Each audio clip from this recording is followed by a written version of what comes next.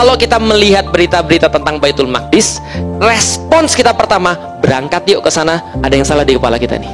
Kenapa? Karena sebenarnya yang terjadi harusnya adalah kita memahami dulu bagaimana cara merespons dalam kondisi ini. Mereka pikir bahwasanya semuanya itu akan selesai begitu mereka mendapatkan materi, begitu mereka mendapatkan kekuatan, begitu mereka punya akses terhadap fisik. Padahal tidak. Kenapa? Karena kita diajarin bahwasanya senjata setan paling utama itu di dalam kepala kita, bukan di luar kepala kita. Bisa difahami? Artinya konkretnya kalau kita bahas tentang masalah Palestina, konkretnya bukan fisik. Karena tidak pernah menjadi masalah fisik sebelum itu jadi masalah pikiran.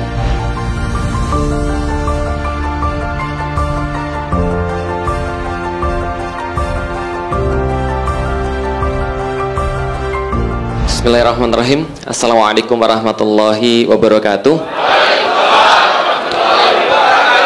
Monggo silahkan duduk. Ahlan.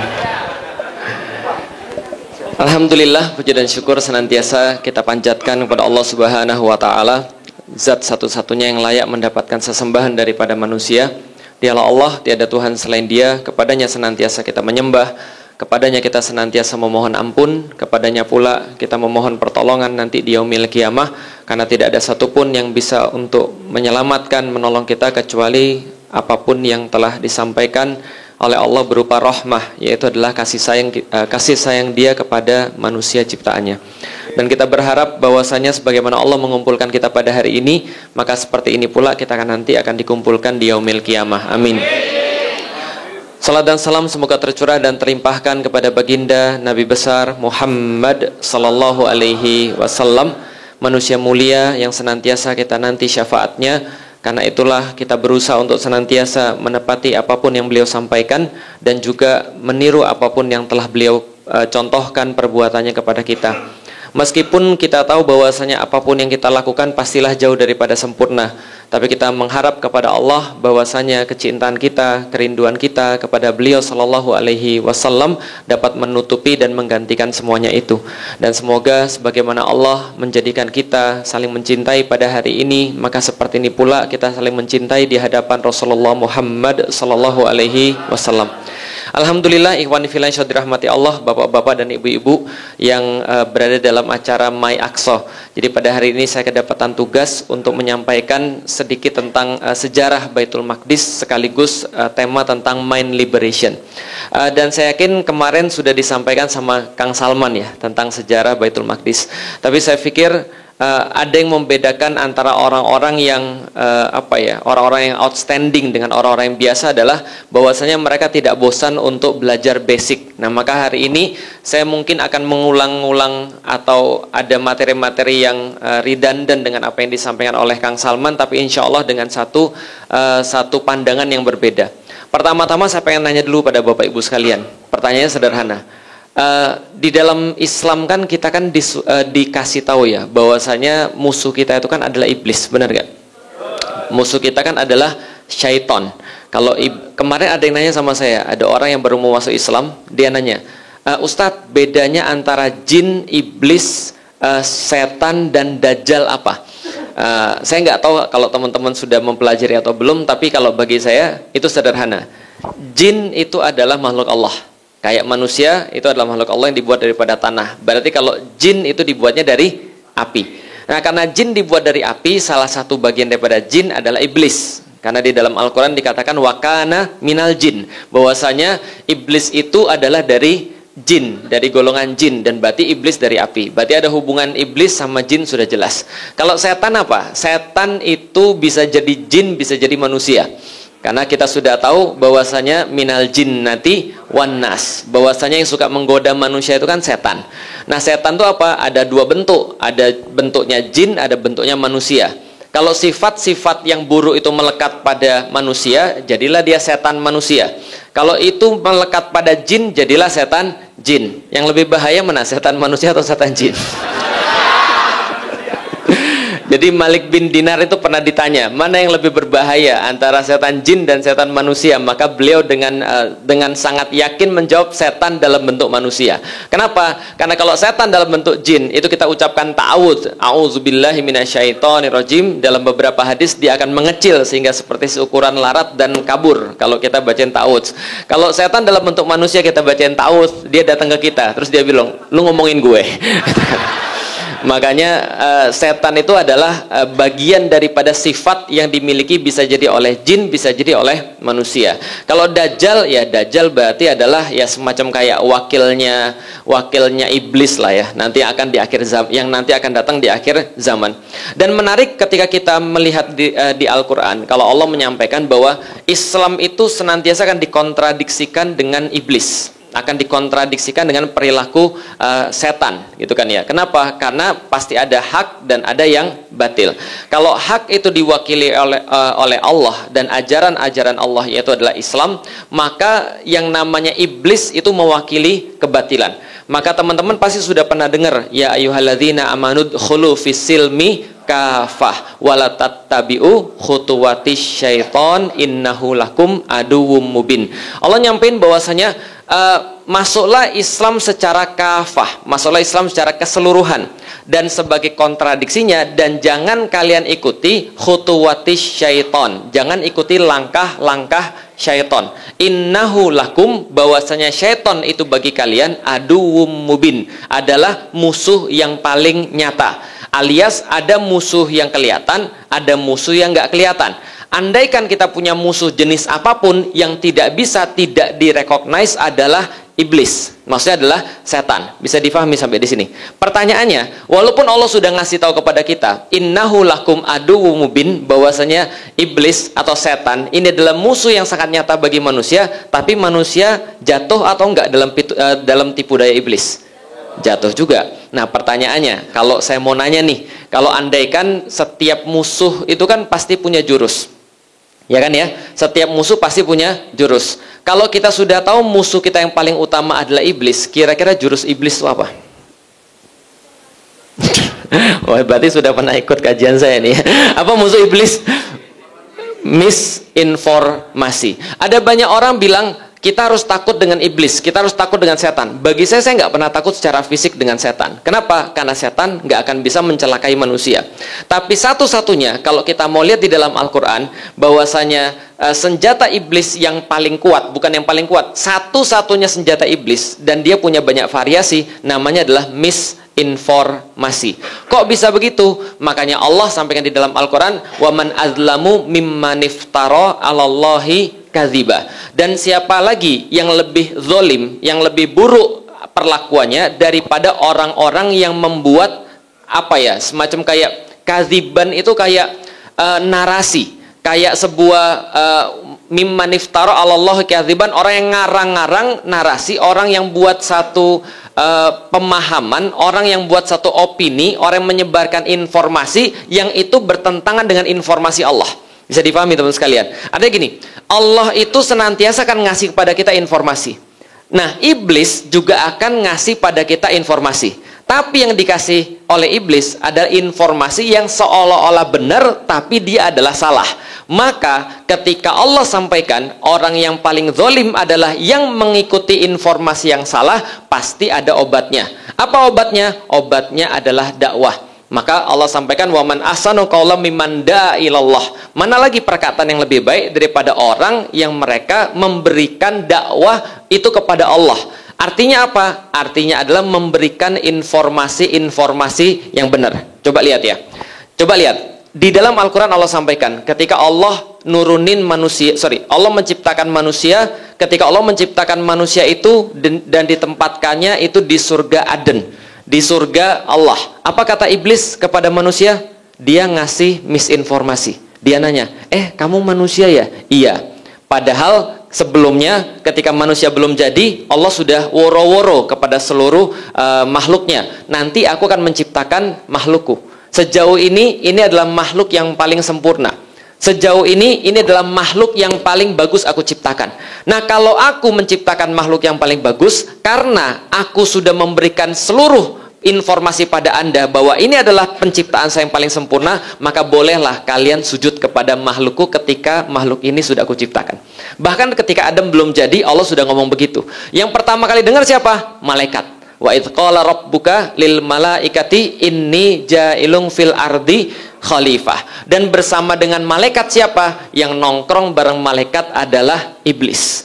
Karena iblis adalah orang senior kita. Dia diamanahkan bumi sebelum kita, dia beribadah jauh lebih hebat daripada kita, jauh lebih lama daripada kita. Dalam beberapa athar kita dapat bahwasanya iblis itu pernah disuruh rukuk ratusan tahun, dia mau. Kita sudah pernah rukuk ratusan tahun. Hidup kita aja baru 60-70 tahun. Kalau kita rukuk ratusan tahun kan nggak mungkin. Lah ini iblis ini bisa rukuk ratusan tahun, sujud ratusan tahun, dia nggak ada masalah. Ibadah kepada Allah itu tanpa tanding dia. Tapi begitu dia dengar bahwasanya ada penciptaan yang sangat sempurna dan Allah minta kalau sudah jadi semua harus sujud kepada Adam, dia penasaran. Bisa dipahami ya? Coba lihat ya. Allah ngasih informasi, iblis bikin informasi yang baru. Dia nyari tahu kenapa manusia sebegitu hebat sehingga semua harus sujud kepada Adam. Dalam hadis yang lain, dia datengin Adam pas lagi penciptaannya itu masih dari tanah liat. Jadi baru dibentuk badannya Adam dalam ukuran yang memang ukuran awalnya sekitar 60 hasta. 60 hasta itu berapa ya? Sekitar 30-an meter berarti ya. Nah, jadi sekitar 60 hasta, kemudian dilihat dari ujung kepala sampai ujung kaki, dia lihat kayaknya biasa-biasa aja. Lalu kemudian dia lihat sampai ke pusernya dalam hadis itu. Terus dia ngeliat pusernya. Nah, kalau kayak gini bisa saya bisikkan sesuatu nih. Kalau kayak gini bentuknya, ini bisa saya goda ini. Loh, pertanyaan kenapa dia ngelihat puser terus bisa dia goda? Wallahu a'lam bishawab.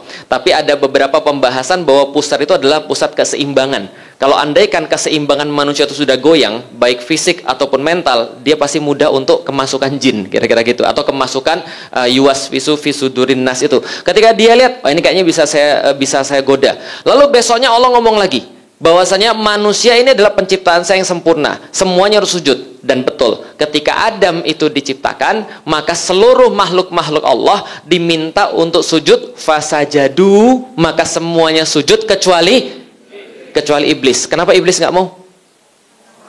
Kenapa iblis nggak mau? Aba wastakbar. Aba wastakbar wa kana minal kafirin. Ini penting banget untuk mengetahui mind liberation. Kata iblis adalah apa? Ketika dia ditanya oleh Allah, kenapa kamu nggak mau sujud kepada Adam? Padahal sudah saya sampaikan dari awal, kalau saya menciptakan ciptaan yang paling sempurna, dan sejauh ini engkau harus mengagumi ciptaan saya dengan cara apa? Sujud kepada ciptaan saya. Bayangin ya, Allah itu nyiptain matahari yang lebih besar daripada manusia. Alam semesta yang lebih rumit daripada manusia. Segala sesuatu yang sampai sekarang diteliti oleh manusia dan nggak selesai-selesai. Itu semua Allah ciptain. Dan Allah nggak pernah minta semua untuk sujud pada semua ciptaannya itu. Allah nggak pernah minta malaikat untuk sujud kepada matahari, atau pada semesta, atau pada black hole, atau pada supernova, ataupun apalah. Tapi Allah minta untuk sujud kepada Adam. Lalu kemudian iblis bilang, saya nggak mau. Kenapa kamu nggak mau? Iblis bilang, kenapa saya harus sujud kepada dia? Saya diciptakan dari api, dia diciptakan dari tanah. Pertanyaannya, ini narasi atau bukan? Narasi atau bukan?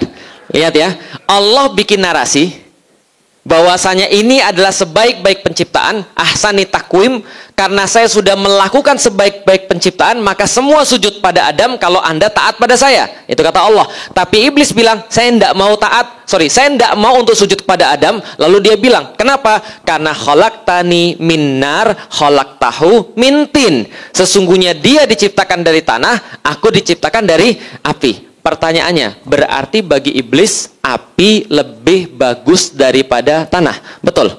Pertanyaannya, ada nggak Anda buka bolak-balik itu Al-Quran, bahwasanya ada informasi dari Allah, api lebih bagus daripada tanah? Ada nggak kira-kira? Saya nggak pernah dapat itu. Allah menciptakan malaikat dari cahaya. Allah menciptakan jin dari api. Ada nggak informasi bahwa cahaya lebih bagus daripada api? Nggak ada. Bisa dipahami ya? Allah juga nggak pernah ngasih tahu di dalam Al-Quran bahwasanya api lebih bagus daripada tanah. Betul nggak? Kalau zaman sekarang kira-kira api atau tanah yang lebih bagus? Kayaknya tanah lebih bagus ya. Kenapa? Tanah lebih mahal daripada api kan itu. Dan naik terus tanah gitu kan. Nggak, itu guyonan aja. Itu narasi juga gitu kan ya. Tapi pengen saya kasih tahu jadi gini. Keahlian daripada iblis dari awal adalah dia bisa bikin narasi yang kayaknya masuk akal. Oh betul juga ya, aku kan dari api, dia dari tanah, kenapa aku harus sujud kepada dia? Maka inilah namanya arogan. Inilah namanya wastakbar. Istikbar dalam bahasa Inggris adalah arrogance. Sedangkan aba dalam bahasa Inggris adalah ignorance. Itu adalah dua yang sangat cocok banget tuh. Jadi dua yang sangat cocok itu adalah pertama arrogance, yang kedua adalah ignorance. Ignorance itu nggak peduli, bodoh amat, Allah yang nyuruh, bodoh amat, Allah yang minta, bodoh amat, aku nggak peduli. Kenapa? Karena aku merasa aku lebih baik daripada dia, karena dia bikin narasi yang baru bahwasanya lebih bagus daripada tanah. Lihat, itu yang pertama. Yang kedua, di dalam Al-Quran Allah bilang, kenapa Allah memuliakan Adam dibandingkan dengan ciptaan-ciptaan yang lain? Allah satu katakan, Allah meniupkan rohnya kepada Adam.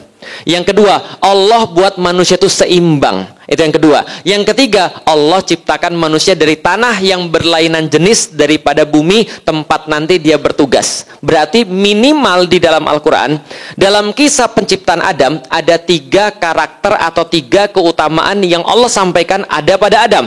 Pertama tanah, yang kedua adalah seimbang, yang ketiga adalah Allah meniupkan rohnya kepada Adam. Sedangkan yang iblis bilang, ada cuma berapa karakter pada manusia? 1. Manusia cuma dari tanah. Kalian itu hina, kalian itu jelek, kalian itu nggak ada apa-apanya dibandingkan dengan aku yang diciptakan daripada api. Misinformasi. Bisa difahami sampai di sini? Akhirnya dia nggak mau sujud. Akhirnya kemudian Allah bilang, ya sudah Adam pergi ke surga. Bayangin ya, Allah katakan ini musuh kalian, namanya iblis.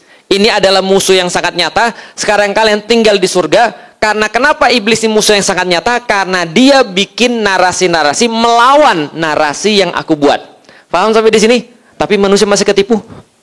Masih ketipu manusia. Selanjutnya apa narasinya? Allah bilang, wahai Adam, uskun anta wa zaujukal jannah. Wahai Adam, tinggallah kamu dan juga istrimu ke dalam surga. Dan kemudian makan semuanya yang kamu sukai daripada pohon yang manapun, buah-buah mana saja, sebanyak apapun, di mana saja, kapan saja, makan apapun yang kamu mau. Wala taqraba hadhihi syajarah, tapi jangan dekat pohon yang ini. Fatakuna minadz dzalimin. Kalau Anda dekat, Anda termasuk orang yang zalim. Pohon apa namanya? Salah. Pohon apa namanya? Wala taqraba hadhihi syajarah. Pohon apa namanya? Salah. Pohon apa namanya? Pohon hadhihi. Apa namanya? Pohon hadhihi. Tahu dari mana? Wala taqraba hadhihi syajarah. Dalam arti bahasa Indonesia, jangan dekati pohon ini. Berarti nama pohonnya pohon ini. Jelas ya? Pertanyaannya, Anda tadi bilang pohon apa? Khuldi. Anda dapat informasi itu dari mana? Anda dapat informasi itu dari mana? Dari Al-Quran. Bagus. Allah di dalam Al-Quran memang betul bilang ini adalah pohon khuldi di dalam Al-Quran. Tapi Anda baca nggak lengkap. Allah menyampaikan, datanglah iblis pada manusia, lalu dia bilang pada manusia, apa kabar bro? Baik. Wah, kenalin, saya namanya iblis. Iya, saya sudah tahu. Allah kan sudah bilang, kamu kan adalah musuh saya. Iya, tapi saya juga senior kamu. Oh iya, kalau gitu saya mau ngasih tahu kamu, boleh nggak? Diajak ngobrol tuh Adam. Diajak ngobrol segala macam sampai satu titik. Lalu kemudian iblis bilang, gimana? Betah di surga? Alhamdulillah betah. Kira-kira gitu ya. Ini saya coba untuk recreate omongan antara iblis dan Adam. Ini nggak ada hadisnya ya. Tapi saya mau ngasih tahu gimana caranya iblis tuh nipu. Lantas iblis mau bilang, kalau kamu betah di sini, kayaknya kamu harus makan buah dari pohon ini. Paham ya? Paham ya? Buah dari pohon itu. Yang mana? Itu yang Allah larang. Lah kan nggak boleh. Iya, tapi kalau kamu makan buah dari pohon ini, nanti kamu akan kekal. Makanya iblis mengatakan khalidina fiha, pohon khuldi. Kalau Anda makan buah itu, Anda akan kekal. Berarti yang ngasih informasi itu namanya khuldi. Siapa yang ngasih tahu? Iblis. Allah bilang kalian kalau mau taat sama aku, kalian dapat semuanya. Iblis bilang, tapi ada satu yang kamu bisa makan. Bayangin, di antara seluruh pohon-pohon di surga. Surga itu kan namanya jannah. Artinya kan pohon-pohonnya kan banyak. Pohon-pohonnya kan rindang, buah-buahnya banyak. Kata Rasulullah, buah yang paling minimal di surga itu seperti buah tin tapi tanpa biji. Pernah makan buah tin? Itu kan biji semua tuh, ya kan ya. Nah ini buah tin tanpa biji. Lah kita di Indonesia aja makan durian tanpa biji aja seneng, gitu kan ya. Apalagi di surga. Tapi bayangkan ya, marketingnya iblis ini luar biasa. Lah kenapa? Karena dia bisa untuk membuat manusia itu nggak peduli dengan semua yang bisa dia nikmati, tapi cuma penasaran sama satu pohon yang Allah nggak pernah ngasih informasi tentang itu. Paham gak sih maksudnya? Coba lihat ya. Allah bilang wala taqraba hadhihi syajarah. Jangan deketi pohon ini. Allah nggak kasih tahu namanya, Allah nggak kasih tahu khasiatnya, Allah nggak ngasih tahu seperti apa bentuknya. Pokoknya Allah bilang jangan deketi pohon ini. Kok bisa? Yang satu itu penasarannya dibuat oleh iblis mengalahkan seluruh buah-buahan yang lain. Bisa dipahami gak teman sekalian? Nah, kalau kamu mau untuk tinggal selama-lamanya, kamu perlu coba nih pohon huldi. Ini narasi atau bukan narasi? Akhirnya Adam lalu kemudian terjebak dengan iblis karena dia ya udah nggak apa-apa lah ya. Kayaknya kita perlu ngikutin senior kita, itu kan ya. Masa dia di surga lama nggak tahu apa-apa. Akhirnya fa'azzalahuma syaitanu anha. Dan kemudian syaitan menyesatkan mereka berdua. Fa'akhrajahuma mimma kana fi, dan menurunkan kemudian mereka dari keadaan taat menjadi keadaan maksiat. Kenapa? Mereka nggak melakukan apapun loh pada saat itu. Mereka melakukan apa? Yang dilakukan oleh Adam dan Hawa bukan apapun kecuali mengganti narasi-narasi yang Allah berikan dengan narasi yang iblis berikan. Paham sampai di sini? Berarti apa yang menjadi senjata iblis paling kuat? Narasi. Misinformasi. Maka narasi-narasi syaitan sampai dengan akhir zaman senjatanya masih sama, misinformasi. Bisa difahami? Maka Allah menurunkan Al-Quran itu sebagai mukjizat yang terakhir dan kitab yang terakhir karena isinya adalah informasi yang jelas, informasi yang benar, informasi yang hakiki. Kalau ada orang dia hidup di dunia nggak punya informasi yang jelas, maka seberapa kuat pun dia akan tersesat, maka seberapa hebat pun dia nggak akan pernah nyampe pada tujuan. Maka hidayah artinya adalah informasi yang benar. Itu hidayah. Contoh ya, misalnya coba lihat ya, ada orang lagi tersesat di padang pasir. Ini ada orang yang tersesat di padang pasir. Kalau dia dikasih mobil Pajero, kira-kira perlu atau tidak? Nggak perlu. Dia dikasih mobil Pajero tetap aja tersesat. Sampai kemudian dia keliling-keliling dengan mobilnya, kemudian bensinnya habis, dia tetap aja mati. Kalau dikasih makanan yang paling enak, dia perlu atau tidak? Nggak perlu juga. Kalau dia tetap nggak punya arah tujuan, kalau dia nggak punya informasi yang benar, tetap aja akhirnya dia muter-muter lalu mati. Tapi kalau ada orang tersesat di padang pasir, yang paling dia perlukan adalah informasi. Informasi yang tepat agar dia tahu jalannya kemana. Meskipun dia nggak punya makanan, dia tetap punya harapan. Karena dia punya informasi yang benar. Maka Allah ngasih kita apa? Informasi yang benar. Dari situ saya pengen kasih tahu bahwasannya yang non-fisik itu lebih penting daripada fisik. Sekali lagi, yang non-fisik itu lebih penting daripada fisik. Kenapa? Letak misinformasi itu di dalam kepala, bukan di luar kepala. Kalau andaikan ada yang salah di dalam kepala kita, maka apapun yang terjadi di luar kepala kita, itu cuma ikutan saja. Maka saya ingat banget, dulu ketika masih kecil, saya baca buku Kung Fu Boy. Siapa yang baca buku Kung Fu Boy? Nah, itu Chin Mi dikasih kutu. Itu kan ya, dalam kotak. Yang nggak baca nasib ya, bayangin aja ya. Jadi ada seorang namanya Chin Mi, itu dikasih kutu itu terus kemudian dimasukin ke kotak kecil. Lalu kemudian setelah agak lama dibuka, kemudian kutunya lompatnya cuma di dalam kotak aja. Paham maksudnya? Kalau zaman sekarang main blocking. Jadi sebenarnya yang sudah dikendalikan adalah bukan luarnya, tapi dalamnya. Ketika saya sama Mas Samsul diceritain lagi tentang gajah sirkus. Pernah tahu gajah sirkus? Udah pernah diceritain gajah sirkus? Cara membuat gajah masuk ke sirkus sudah tahu? Gajahnya dibius, lalu kemudian kakinya digrendel dengan apa namanya? Semacam kayak borgol. Borgol itu besar sekali. Kalau enggak dia diikat di pohon. Ketika bangun dia langsung lari ketika lihat manusia. Maka ketika lari, dia kemudian kesandung, dia jatuh. Karena kakinya masih diikat. Dia bangun lagi, lari lagi, jatuh lagi. Dia bangun lagi, lari lagi, jatuh lagi. Terus menerus sampai dia capek, dia kemudian duduk. Kakinya kemudian luka, capek, dia duduk. Setelah dia duduk, apa yang terjadi? Dianterin makanan sama pawangnya. Coba makan dulu nih, lantas dia makan. Setelah dia sembuh, dia keluar lagi, lari lagi, dia coba, jatuh lagi. Terus menerus begitu, dikasih makan lagi, coba lagi, jatuh lagi, kasih makan lagi, coba lagi, jatuh lagi, kasih makan lagi. Sampai pada satu titik, ketika dia nggak mau lagi untuk mencoba, karena dia tahu setiap mencoba, dia pasti. Maka pawangnya ngelepasin rantainya, kemudian dia nggak akan pernah lari lagi. Pertanyaannya, masalahnya di dalam kepalanya atau di luar kepalanya?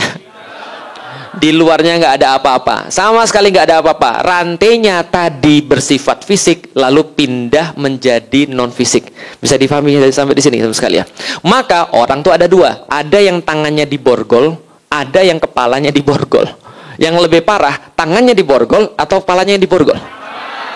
Orang yang tangannya diborgol nggak bisa ngelawan. Sama seperti orang yang kepalanya diborgol, mereka juga nggak akan bisa melawan. Lebih parah lagi, orang yang kepalanya diborgol bukan hanya nggak bisa melawan, malah mengadvokasi musuhnya. Malah kemudian gede-gedein musuhnya. Malah kemudian dia ngecilin temennya sendiri. Dia ribut-ribut sendiri. Kenapa? Masalahnya ada di dalam kepala. Maka wajar ketika suatu waktu saya masuk Islam, kemudian saya ngaji, paragraf pertama yang saya baca adalah yanhadul insan bima indahu min fikrin. Kebangkitan manusia itu bukan karena fisiknya. Nggak pernah gara-gara fisiknya. Kalau ada orang bilang, oh kalau kita mau bangkit kita harus kaya. Pertanyaannya, kaya itu fisik atau mental? Fisik atau mental? Kaya itu fisik. Bukan sesuatu yang bersifat non-fisik. Kaya itu adalah ekses, hasil daripada kebangkitan. Bukan sebab daripada kebangkitan. Oh kalau kita mau bangkit kita harus ini dulu, bodybuilding, six pack. Nggak juga gitu. Kenapa? Karena six pack kuat itu adalah fisik atau non-fisik? Maka pertanyaannya adalah, kalau kita mau kebangkitan, kalau kita mau serius untuk ngurusin Al-Aqsa, yang harus kita benahi isi kepala kita atau luar kepala kita? Nah, di sini menjadi penting. Karena gini teman-teman sekalian, banyak orang merasa ketika mereka melihat Baitul Maqdis, ketika mereka melihat Al-Aqsa, ketika mereka melihat Palestina dan segala suatu perjuangan yang terjadi di dalamnya, mereka pikir bahwasanya semuanya itu akan selesai begitu mereka mendapatkan materi, begitu mereka mendapatkan kekuatan, begitu mereka punya akses terhadap fisik. Padahal tidak. Kenapa? Karena kita diajarin bahwasanya senjata setan paling utama itu di dalam kepala kita, bukan di luar kepala kita. Bisa difahami?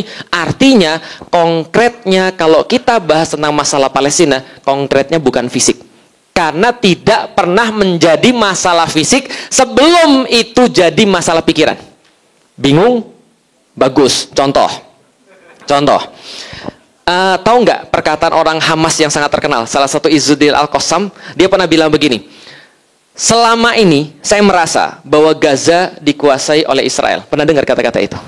Tapi ke belakang saya meyakini bahwa satu-satunya yang bebas daripada penguasaan Israel adalah Gaza.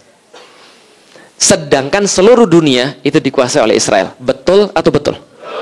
Setiap hari kita ngelihat, kita Instagram, meme dan segala macam, kita nangis setiap waktu kita lihat. Dan apa yang kita lihat? Kita yang terjajah. Mereka yang merdeka. Kenapa kita katakan mereka yang merdeka? Karena mereka masih melawan. Karena mereka masih berbuat sesuatu. Ingat tentang borgol tadi? Kalau orang yang tangannya diborgol bisa ngelawan? Enggak. Kalau ada orang yang pikirannya diborgol bisa melawan? Pertanyaannya, yang ngelawan sekarang orang Gaza atau dunia? Orang Gaza yang ngelawan. Sedangkan kita nggak ngelawan. Artinya apa? Yang mungkin terjadi justru adalah kita yang punya borgol di dalam kepala kita, mereka yang tidak. Artinya apa? Tidak pernah sesuatu itu jadi masalah sebelum dia jadi masalah di kepala kita dulu. Makanya ada yang berkata, namanya Gibran, namanya Khalil Gibran. Dia bilang gini, sengsara atau bahagia itu didahului di kepala kita. Karena apa? Karena situasi itu tidak, jadi gini, fisik itu tidak pernah menjadi masalah sampai kita merespons dengan cara yang salah. Saya ulangi lagi ya. Fisik itu atau kondisi di depan mata kita atau lingkungan kita itu tidak pernah salah sampai kita merespons kondisi itu dengan cara yang salah. Nah, merespons itu soalan mindset.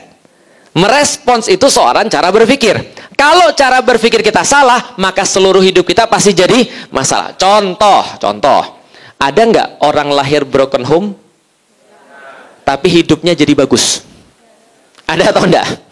Sebaliknya, hidupnya lahir penuh dengan privilege, tapi jadinya sampah. Ada nggak? Di depan mata Anda tiap hari kan gitu kan ya. Anda lihat berita itu kan, Anda lihat segala macam. Banyak banget tuh orang lahir privilege, dari keluarga pejabat, dari keluarga orang-orang kaya, tapi hidupnya sampah. Tapi ada orang-orang yang dia lahir nggak punya privilege, dia lahir broken home, dia lahir daripada orang tua yang mungkin tidak ideal, tapi dia jadi sesuatu. Kenapa? Bedanya antara orang yang sampah sama orang yang prestatif adalah apa? Cara merespon dengan kepalanya itu. Bisa dipahami sampai di sini pentingnya. Artinya adalah apa? Kalau kita melihat berita-berita tentang Baitul Maqdis, respons kita pertama, berangkat yuk ke sana, ada yang salah di kepala kita nih. Paham ya? Kalau kita melihat Baitul Maqdis, lalu respons kita yang pertama adalah, yuk berangkat yuk. Ada masalah dalam kepala kita. Kenapa? Karena sebenarnya yang terjadi harusnya adalah kita memahami dulu bagaimana cara merespons dalam kondisi ini. Bisa difahami ya? Nah kalau gitu apa yang menyebabkan orang itu bisa salah dan bisa benar? Jawabannya sederhana. Informasi. Nggak percaya. Nih, kita belum pernah ketemu kan ya? Oh sudah ya, ya ada beberapa yang sudah ketemu, ada beberapa yang saya juga sudah nyampein materi ini, ada beberapa yang juga bahkan ada kakak kelas saya di sini, masya Allah. Nah pertanyaannya sederhana, walaupun kita sudah pernah ketemu, tapi kan jarang-jarang kan ya. Saya mau nanya, tapi nggak usah dijawab. Saya mau nanya, tapi nggak usah dijawab, karena yang perlu saya pastikan cuma isi kepala Anda. Karena saya lihat anda ini pasti adalah generasi milenial, kalau nggak di atas milenial, kan gitu kan. Kebanyakan di sini, maka saya tanya, apapun makanannya, minumannya, nggak usah jawab. Apapun makanannya, minumannya, gak usah jawab. Tapi di kepala kita sama nggak? Itu maksud informasi. Kalau informasi itu terus-menerus masuk ke kita, dan terus-menerus masuk dengan kualitas yang bagus, maka jadinya adalah otomatisasi. Otomatisasi. Masalahnya umat ketika membahas tentang masalah Palestina, informasi mereka yang masuk banyakan yang baik atau banyakan yang nggak baik? Yang nggak baik, banyakan yang buruk. Karena itulah sebenarnya tugas kita yang pertama adalah mencari informasi dan akhirnya kemudian menyampaikan informasi yang benar. Bisa difahami sampai di sini? Oke, kalau gitu saya coba masuk dalam materinya. Yang pertama, teman-teman sekalian. Lalu termasuk siapa? Ya semua perempuan-perempuan soleh itu adanya di Baitul Maqdis. 19 di antara 25. Bayangin, kalau Anda bisa masuk ke dalam kompleks Baitul Maqdis, sudah dapat dipastikan setiap Anda nginjak satu tanah, itu pasti ada telapak kaki para nabi. Subhanalladzi asra bi abdihi lailam minal masjidil haram ilal masjidil. Pertanyaannya, kenapa Masjidil Haram dan Masjidil Aqsa itu ditautkan di dalam Al-Quran? Jawabannya sederhana, karena bentuk Masjidil Haram dan Masjidil Aqsa kembar identik. Bayangin, ini tempatnya kayak apa khususnya? Kenapa harus di situ? Kenapa nggak di Mekah, Al-Mukarramah? Kurang bagus apa Mekah? Atau kenapa nggak di Madinah? Kenapa estafet kepemimpinan Nabi dan kepemimpinan umat ini ada di situ? 124.000 pernah ada di sini, dan dia menjadi situs penting bagi semua agama.